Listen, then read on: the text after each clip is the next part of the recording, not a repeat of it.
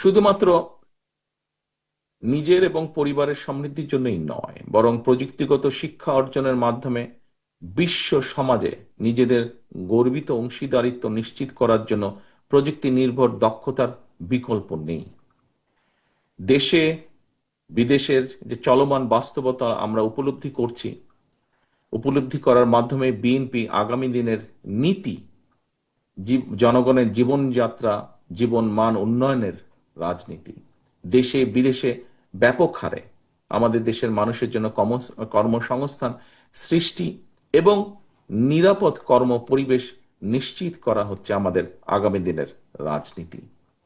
প্রযুক্তি এবং কারিগরি শিক্ষা ব্যবস্থা প্রণয়ন এবং তরুণ যুবশক্তিকে প্রযুক্তি নির্ভর করে দক্ষ জনশক্তিতে কিভাবে রূপান্তর করা যায়, এটি হবে আমাদের রাজনীতির অন্যতম আরেকটি মূল লক্ষ্য বা উদ্দেশ্য।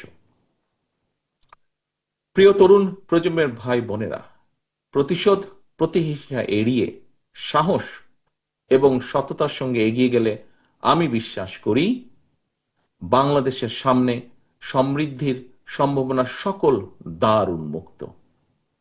বাংলাদেশের জনসংখ্যাই হতে পারে একমাত্র আমাদের বাংলাদেশের সাফল্য এবং সমৃদ্ধির নিয়ামক। আমি এই কথাটি এই জন্য বললাম, এই কথাটি বলার কারণ হচ্ছে সাধারণভাবে বললে এইভাবে বলা যায় কোন একটা দেশের, যে কথাটি এর মধ্যে অলরেডি বলেছেন, একজন বক্তা এখানে উল্লেখ করেছেন যে সাধারণভাবে একটা দেশের মোট জনসংখ্যার অর্ধেকের বেশি যখন কর্মক্ষম শ্রম শক্তি থাকে, সেটি হলো কিন্তু ডেমোগ্রাফিক ডিভিডেন্ড।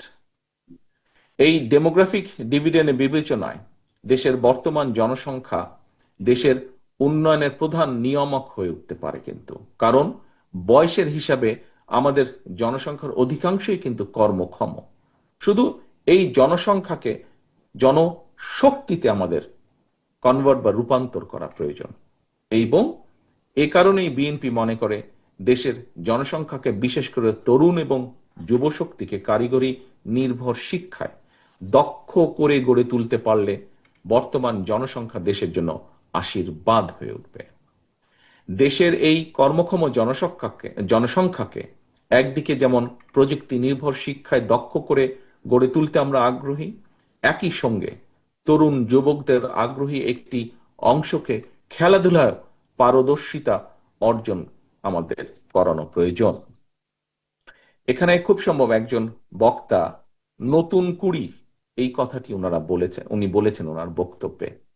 আমি শেষ যেই কথাটা বললাম যে শুধু প্রযুক্তি না, প্রযুক্তির পাশাপাশি একটি অংশ আছে যারা খেলাধুলায় নিজেদেরকে পারদর্শী করে গড়ে তুলতে চান, আমাদেরকে সেই সুযোগটা দিতে হবে। এর ভিতরে আমরা একটি পরিকল্পনা গ্রহণ করেছি। সেই পরিকল্পনাটা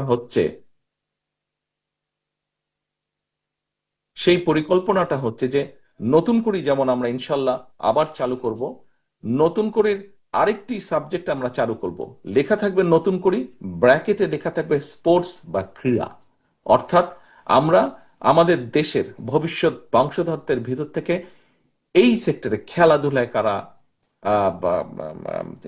দক্ষতা প্রদর্শন করতে পারবেন সেই মানুষগুলোকে আমরা বের করে আনবো কালচারাল লাইনের পাশাপাশি। এবং সেজন্যই খেলাধুলাকে পেশা হিসেবে প্রতিষ্ঠিত করার জন্য ক্রীড়া শিক্ষাকেও আমরা কারিকুলামের যে রেগুলার কারিকুলাম আছে সেটার অন্তর্ভুক্ত আমরা করতে চাইছি।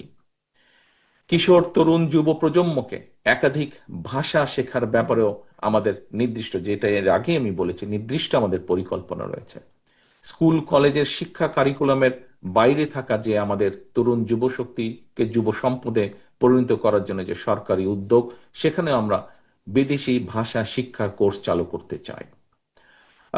কোনো একটি প্রযুক্তিগত কিংবা কারিগরি বিষয়ে প্রশিক্ষণ একজন দক্ষ কর্মীর যদি একাধিক বিদেশি ভাষা জানা থাকে, তাহলে আমি দৃঢ়ভাবে এই দেশে বিভিন্নভাবে যেটা আমি দেখেছি যে একজন কোনো একটা বিষয় স্কিল আছে তার, কিন্তু তার যদি দু একটা ভাষা বেশি জানা থাকে, তাহলে তাকে কাজের জন্য বসে থাকতে হয় না, কাজের জন্য দৌড়াতে হয় না, কাজই তাকে খুঁজে নিয়ে যায়।